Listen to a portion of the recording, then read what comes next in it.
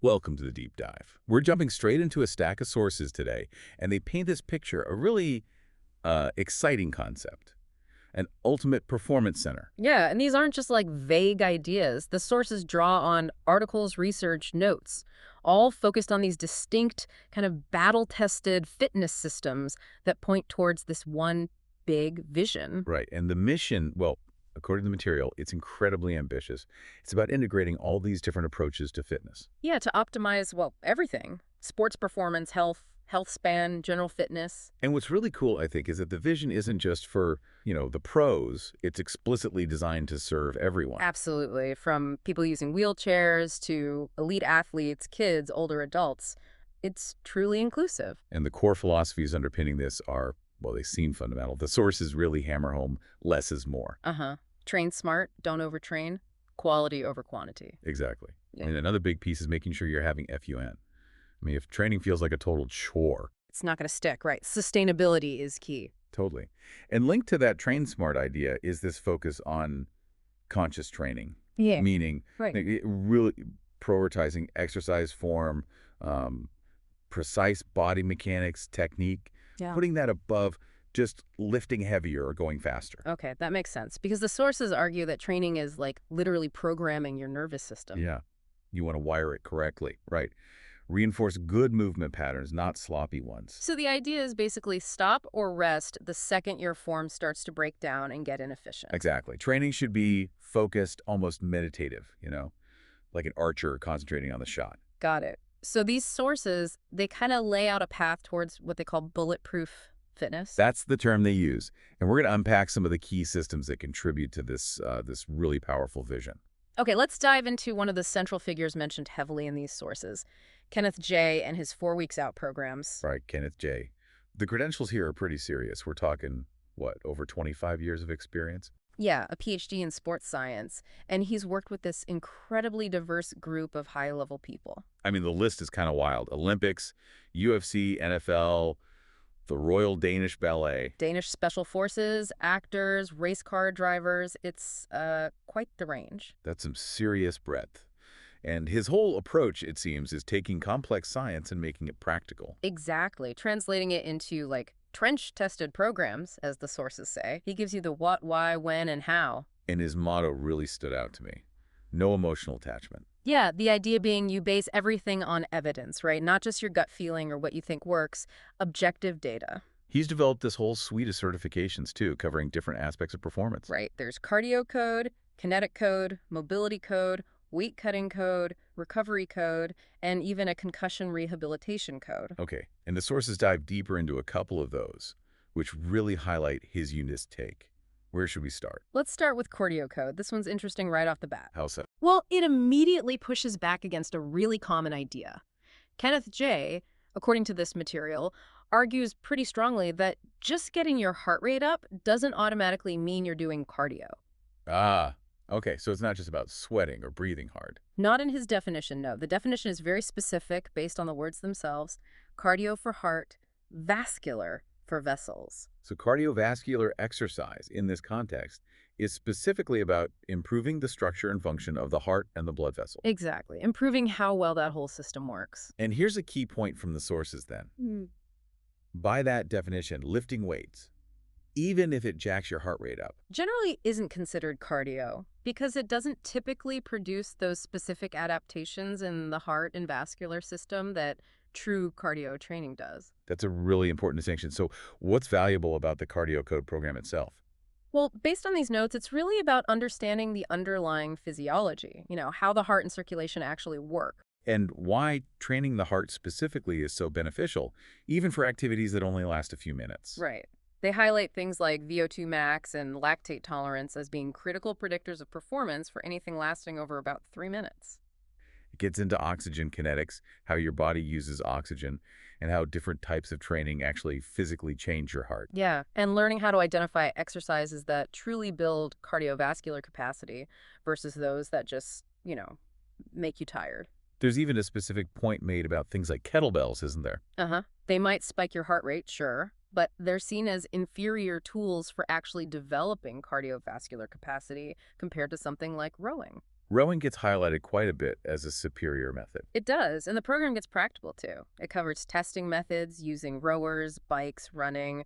It delves into bioenergetics, which is how your body produces energy. Understanding intensity, how to profile different types of athletes, designing specific programs, even fueling strategies. Yeah, it's comprehensive. And they teach actual hands-on skills, like proper rowing mechanics. And how to do physiological tests, Yeah. like for VO2 max. Exactly. VO2 max, anaerobic power, critical power, those kinds of metrics.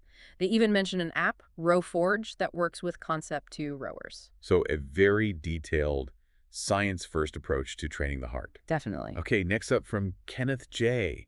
Kinetic code. What's the big picture here? Kinetic code is all about movement, specifically applying movement kinematics, the physics of motion to develop maximum power. Max power with the highest possible efficiency, making it look effortless, right? That's the idea, effortless power. It sounds complex, but the sources seem to break it down using, what, 9 foundational principles of movement? Yeah, things like balance, inertia, spin or rotation, force time, which is basically power coordination continuum, segmental interaction. Projection, range of motion, force motion, which is strength. It's a framework. Right. And here's a really key takeaway from this section, something that might change how you think about strength training. Oh, yeah. What's that? For developing power, movement velocity, how fast you move, is considered like 4 times more important than the actual mass or weight you're lifting. Whoa, 4 times. So moving lighter loads fast can actually be better for power than just grinding out super heavy reps slowly. According to this perspective, yes. That's a huge insight, isn't it? It really is. Well, What else does kinetic code cover? it talks about acceleration, the difference between cyclic movements like running and acyclic ones like throwing something. And how too much tension actually gets in the way. It hinders your power. Exactly. It limits your ability to express strength efficiently. Building structural stability is also key. And how adding more joints into a movement chain can actually amplify power and maybe even muscle growth. And they talk about something called imperfection training. Imperfection training, like training in awkward positions on purpose. Sort of, to build physical resilience. And there's a big focus on tendons and ligaments, too. Why them specifically? Because they apparently respond really well to high acceleration forces. Okay, so how does this apply practically?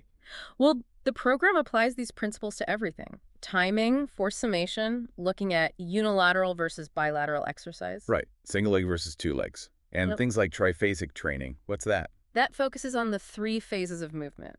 The eccentric absorb phase, the isometric redirect, and the concentric amplify phase. Got it. And it also looks at isometrics, eccentrics, even blood flow restriction training, but all through this lens of power development. Exactly. And you learn actual movements, too, from basic stances to things like a deconstructed deadlift, a power pistol squat. Various kettlebell moves, push-up and pull-up variations, rotational stuff. It's really about mastering the how of powerful movement, not just the what. Precisely. And the other Kenneth J certifications that the sources mentioned briefly, they seem to follow this same science-first approach. Yeah, mobility code is about motor control, your brain controlling your body for unrestricted, injury-fearless movement, improving biomechanical resilience. Weight cutting code sounds intense, pure physiological science for combat athletes navigating that tricky 4-week pre-fight period. Right. And recovery code isn't just about rest, it's about systematized, evidence-based strategies. Like specific sleep protocols, breathing exercises, manual therapy, even using heart rate data to really dial in recovery. And finally, concussion rehabilitation code offers strategies for those lingering symptoms after a sports concussion. Things like visual vestibular exercises, neck strengthening, return to play protocols. Yeah, it's clear that his whole approach, as laid out here, is about applying rigorous science to, pretty much every facet of performance and health. Okay, let's pivot now. Another major system highlighted in these sources is ATG Athletic Truth Group. Right, founded by Ben Patrick, who a lot of people know as the knees over toes guy, and Keegan Smith. And their mission, according to this material, is pretty bold. Engineering human bulletproofing for everyone. Bulletproofing, yeah. Yeah. That's a powerful word. And again, the emphasis is on everyone. Age, ability, sport, doesn't matter. Which fits right into that ultimate performance center idea we started with. Definitely. Their system is built around these core programs: zero, dense, and standard. Zero's a foundation, right? Bodyweight stuff, building capability from the ground up. Exactly.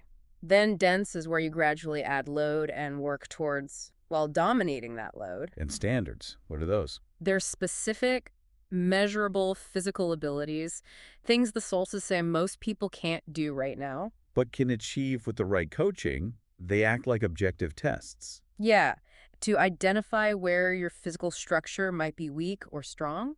The ATG philosophy seems guided by 10 key principles. We probably can't cover all 10 in depth, but let's hit some highlights. Okay. Principle 1 is build from the ground up. Pretty literal. Start with the feet and ankles, then knees, then hips, and so on. It follows that natural gravity path, right?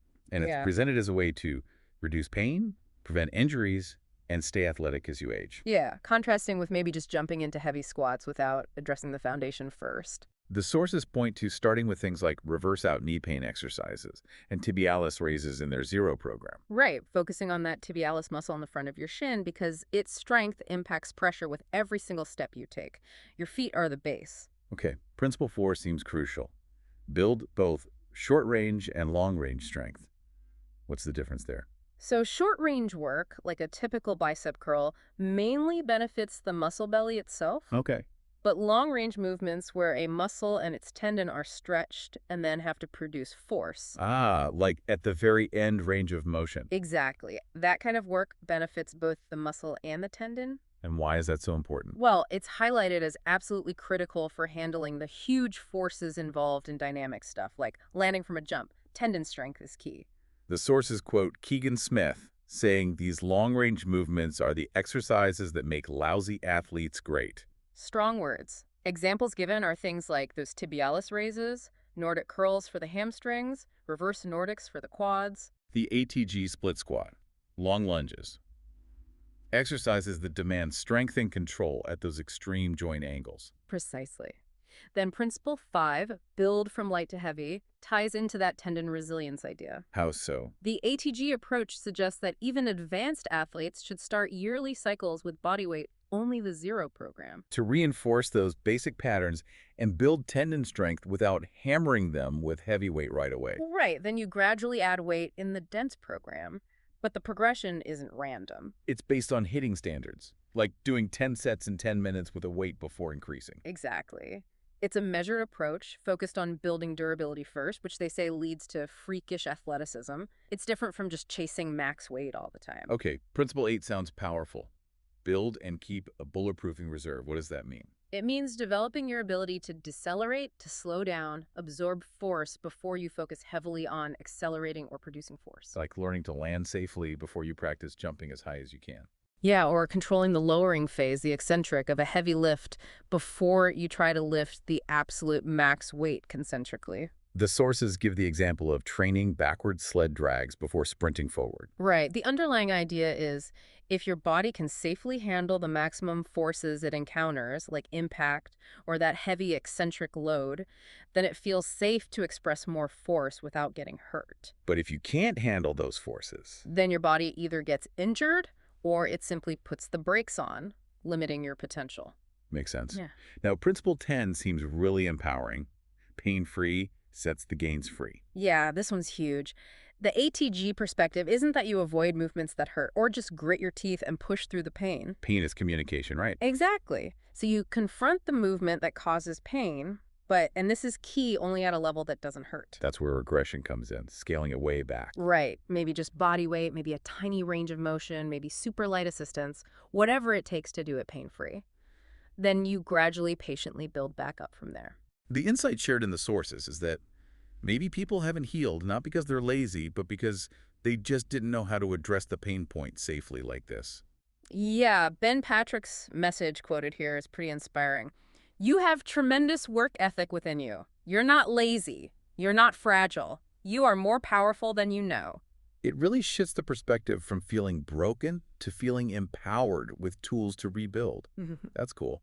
Ben Greenfield is mentioned as having success with some of this stuff too. Yeah, the sources mention his positive experience using ATG exercises like sled work, tibialis raises, and the ATG split squat to improve knee pain after years of intense endurance sports. Okay, let's talk tools.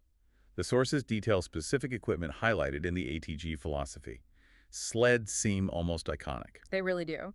And drawing from a Charles Poliquin article mentioned in the notes, sled training offers some pretty unique benefits. Like potentially rapid fat loss because it's anaerobic. Uh-huh. And less muscle soreness compared to traditional lifting because it's mostly concentric, pushing or pulling, not lowering a weight under tension. Plus, they're super versatile, right? Use them indoors, hook up ropes for upper body work, pull sideways for lateral speed. And improve both starting speed and max speed for running. But the really big one for our theme here is rehabilitation. Because it's low impact. Exactly. And the Peterson sled drag is specifically called out for targeting the VMO. Ah, the VMO, vastus medialis oblique, that teardrop muscle on the inner quad. That's the one. Crucial for that last bit of knee extension and helping your kneecap track properly, keeping it stable. And weakness there is strongly linked to that patellofemoral pain syndrome kneecap pain, which is super common, right? Especially in young athletes. Yeah. The sources list different ways to activate and strengthen it, from just consciously squeezing the muscle isometrically To more advanced stuff like single leg squats and step-ups. And there's a key point about swelling, isn't there? Right. You have to get joint swelling down after an injury before the VMO can really fire properly again. Okay, what other key tools? Back extension and reverse back extension machines get called out. Yeah, as pretty essential. The standard back extension, or Roman chair, is versatile, good for lower back, core, glutes, hamstrings, even abs, depending on how you do it. And the reverse hyperextension, that was Louis Simmons' invention, right? The legendary Louis Simmons, yeah. And it has this reputation for bulletproofing the spine. How does it do that? It helps decrease compression in the lower spine while strengthening that whole posterior glutes, hamstrings, lower back. So benefits are strength, but also therapeutic effects through spinal decompression. Right. And the sources note you can do it often, even daily, and there are ways to mimic it at home if you don't have the machine. Louis Simmons himself apparently used them before and after heavy lifts for his back health. Wow. And the sources call these four tools together: sled, VMO slant board, back extension, reverse hypergold for lower back health. That's the term used, yeah. Yeah. Particularly effective for building function and resilience there. Training the tibialis and soleus muscles is presented as really foundational. Why is that? Well, because they're just critical for everything. Ground-up mobility, longevity. The tibialis anterior, front of the shin muscle. Key for pulling your foot up, dorsiflexion, which affects walking, jumping, landing. Exactly. And the soleus, that deep calf muscle, is incredibly strong, vital for ankle stability and Achilles tendon health. ATG 0 starts addressing these with body weight, and then you can add load. Yeah, the sources talk about tools like tibia dorsi trainers, portable tib bars. You can even use a Nordic strap with a dumbbell as a sort of hack. And for the soleus, Things like seated calf raises are important for balancing out the lower leg muscles. They even mention calf stretchers for flexibility and pain relief. Nordics and reverse Nordics are also highlighted pretty heavily. Oh yeah, Nordic curls, when done right, are seriously challenging bodyweight hamstring exercises. Are considered maybe the most important exercise for preventing those awful non-contact knee ligament tears. That's what the sources suggest. Huge benefits for injury prevention, muscle growth, and performance. And reverse Nordics, they target the quads. Right, they strengthen the quads while also actively lengthening your hip flexors. So you're building usable range of motion. The sources stress warming up properly for these. Yeah. And modifying them if they cause pain, right? Absolutely. Regression is key again. And it's noted that reverse Nordics, done properly, actually stretch and strengthen the front of your legs at the same time. They also list a bunch of other equipment that fits the ATG philosophy. Free weights, obviously, but also more specialized stuff. Yeah, things like monkey feet for loading your hip flexors directly, rings, trampolines, cables like the Anchor, grip strengtheners, often with budget-friendly hacks mentioned too. One interesting one is the 8 board. What's that about? It's a balance product, but it has this whole movement system associated with it. Focuses on balance, core strength, fluid movement, flow. And it's apparently quite versatile for rehab, helping with frozen shoulders, spine issues, even stroke recovery. That's what's reported. Improving range of motion, pelvic alignment, even 3D diaphragm expansion for better breathing. And apparently it's pretty easy to use daily. And finally, hanging. Just hanging from a bar. Sounds simple, right? But it's highlighted for its long history and supposedly magical effects, especially from doing a 30-day hang program. The list of potential benefits is kind of staggering.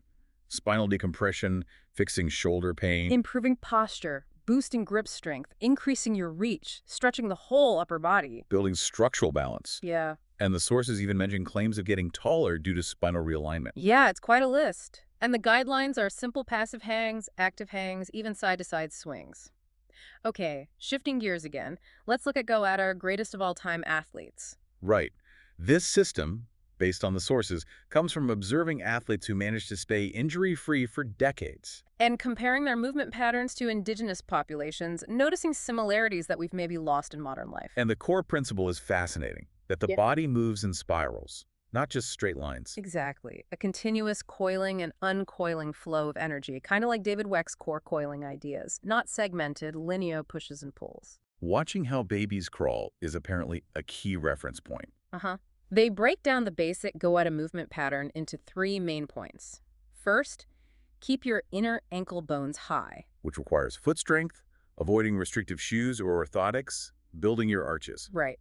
Second, setting bows, how your legs coil up like springs to load energy. And third, cornering the hips. That's how you release the energy from those springs efficiently. Yeah.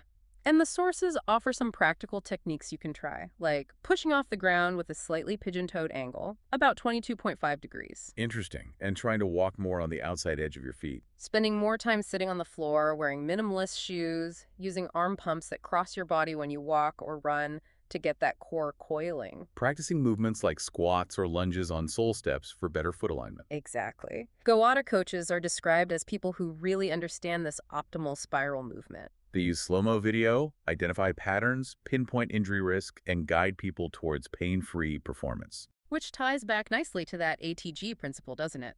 The training involves complexes, focusing on moving forward in space using bows and corners, groundwork, core work. And specific moves like bolt calf raises, various flows, drop-ins, RDLs, crawls, push-ups, rotational stuff.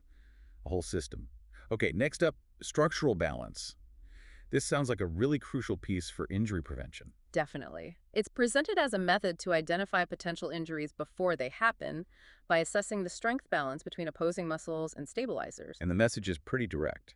It's way easier to prevent an injury than rehab one. Right. And an injury shouldn't happen just because your training program was poorly designed. The science seems straightforward. How much force a muscle can produce depends on the strength of its opposite muscle, the antagonist. And the stability provided by the surrounding muscles. Imbalances are the root cause of most non-contact injuries, often from repetitive motions or just not training things evenly. They use that house analogy, right? Joint is the house, muscles, tendons are the foundation. Yeah. Weak foundation, compromised house. You're only as strong as your weakest link applied to your body. These imbalances create joint instability, increasing injury risk, and the nervous system tries to protect you. Yeah. By limiting strength gains in muscles that are already too strong compared to their weaker partners, though the sources note you can override that, often leading to injury down the line. So a structural balance assessment helps identify these issues. Exactly. Specific muscle weaknesses, faulty movement patterns causing misalignment, muscle tightness that leads to strains. It basically gives you a personalized blueprint for your initial training. Fix the weaknesses first. And it's useful for anyone, not just elite athletes. Everyone can benefit from knowing their imbalances. The upper body assessment uses predictor lifts, lifts relevant to your sport or goal, and remedial lifts. Remedial lifts target those crucial shoulder and shoulder blade stabilizers. Weak stabilizers there are a huge red flag for shoulder problems. Like impingement or rotator cuff tears. Because you need that stable base for your arm to move safely and powerfully. Uh-huh. Charles Poliquin's work on establishing strength ratios based on bench press numbers is mentioned as a guide here. And the lower body assessment looks at the whole chain, ankles, knees, Yeah. hips, pelvis, lower back. Yeah, checking for imbalances left to right, front to back, like quad versus hamstring strength. Yeah. It assesses both dynamic flexibility. How well you can move a joint using your muscles. Right. And passive flexibility, how much the muscle allows the joint to move when it's relaxed, basically muscle tightness. And those faulty movement patterns. That's how imbalances actually distort how your joints function over time. Yeah, they change the sequence your muscles fire in, become ingrained habits, lead to misalignment and chronic injury risk, like a weak lower back messing up your squat form. And muscle tightness, hypertensity, means the muscle actually has fewer fibers ready to contract, so it's weaker and more prone to tearing if stretched hard. Exactly, like tight hamstrings during a sprint. So the value of structural balance is clear. catch injuries early, prevent wear and tear, and get a truly personalized training plan. We also touched on the outside edge. That's Timothy Sheaf's program, focused on feet and fascia. Yeah. The core idea is our feet are fundamental, our connection to the earth, but modern life often makes them weak links in the chain. So his program aims to stabilize, strengthen, realign, and retension the body, starting from the ground up. And a key concept is developing the fascia, that connective tissue network throughout the body. He calls it our anti-fragility suit. Interesting. Strong fascia helps absorb and distribute force better. Right. The program uses a framework based on 4 elements, with specific exercises for foot strengthening and stretching. There's some connection mentioned to Chinese medicine principles, too. It's another perspective highlighting the importance of the base. And finally, posture pro training, a net verpillets system. This focuses on restoring the brain-body connection for proper posture, used by pro athletes, too. Their Posture Pro bundle includes some interesting tools. Therapeutic insoles, Yeah, but not like standard orthotics. These are designed to stimulate the nervous system through the soles of your feet, influencing alignment and motor patterns higher up. which pairs nicely with the go out of focus on foot mechanics, doesn't it? It does. There's also a fascial tool for self-massage and improving proprioception, your body's sense of its position. And a functional activator breathwork device. Right. To improve breathing mechanics, train the jaw, help prevent teeth grinding, reduce tension. It's a multifaceted approach, hitting posture via the nervous system, fascia, and breathing. Wow. Okay, that was a really comprehensive deep dive into these sources and the vision they lay out. Yeah, we covered a lot. Kenneth J's rigorous science for performance and recovery. HEG's system for building robustness, that bulletproofing from the ground up. Iwata's insights into natural spiral movement The critical assessment approach is structural balance. and the importance of foot health, fascia, posture, all these different angles. And what seems to tie it all together under that ultimate performance center idea is this shared emphasis, right? Definitely. On foundational strength, on conscious, precise movement, respecting how the body is meant to move. And seeing the body as this integrated whole, not just a collection of parts to be worked in isolation. It's about training smarter, prioritizing longevity, preventing injuries while you enhance performance. And building a system that really is adaptable and beneficial for absolutely everyone. Making fitness, dare I say, fun and sustainable again. Yeah, it brings us right back to that initial concept, a center that pools all this diverse fitness wisdom. To help you, the listener, achieve your goals, whether that's just moving better day to day or hitting peak athletic form. Always grounded in smart training and hopefully making it enjoyable along the way. So, wrapping this up, after hearing about all these varied yet often interconnected approaches from, the deep science of cardio to the surprising simplicity of hanging move, maybe ask yourself, what aspects of your own movement, or maybe that little niggle of pain you ignore, or just your general training approach, what might you be curious to re-examine now? Or maybe think about that interconnectedness we talked about. How might really understanding the profound impact of seemingly small things like the strength of those tiny muscles in your feet or the way you breathe, or even just learning to control the lowering phase of a lift, how might that fundamentally change your approach, your overall health, your fitness, and maybe unlock more of your physical potential than you thought possible?